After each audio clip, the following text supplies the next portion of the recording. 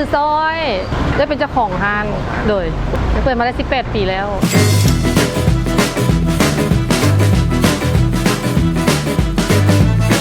ทุกอย่างเป็นหมูแดงปาเต้โยเฮ็ดเองข้าวจีลักๆข้าวจีเมนเอาเฮ็ดเองเลยมื้อนึงประมาณ1,400 ถึง 1,500 ก้อนแต่ทุกมื้อบ่มีมื้อปิด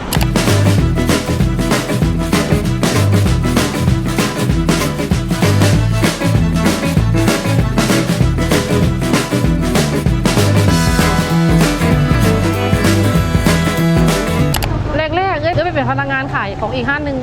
หลังจากนั้นเซาขายน้ำเพิ่นมาแล้วก็มาคิดว่าเฮาสิลองหน้าสิมาเปิดเป็นของตัวเองเบิ่ง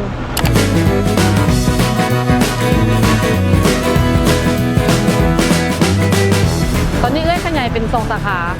ขาหนึ่งก็คืออยู่ดงปลาสาขา2ก็คืออยู่คนปะเป้าเป็นทุกก้อนที่เฮาจะเฮ็ดข้าวจีปาเต้เฮาต้องปิ้งแต่คันถ้าแขกบ่มักตัวบ่ปิ้งเฮาก็เอาตัวที่ว่าบ่ทันปิ้งใส่ให้เพิ่นเลยมันแล้วแต่ผู้มักบางคนก็มักปาเต้แล้วก็บางคนก็มักน้ำซอสเฮามันก็สิออกส้มหวานทุกอย่างก็คือมะฮู้มักแตงทุกอย่างเฮาสิปรุง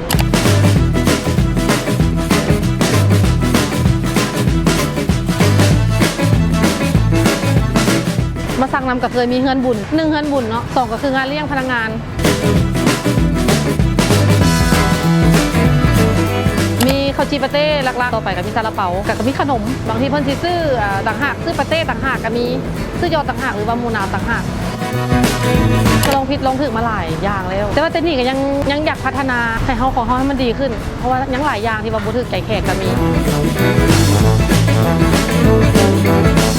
ห้างเฮาตั้งอยู่บ้านดงปลานข้างห้างแจงจันอะไรใกล้ๆกับคอมเซ็นเตอร์โดยขึ้นมาจากเส้นคูเวียงเจอทางโค้งนะห้างนาจิยูขอมือเลยเขากับขอฝากห้างแขกไปไทยมากับไฮเวย์ซีเมืองกันได้ติส้มกันได้ห้างข้าวจีปาเต้นางซอย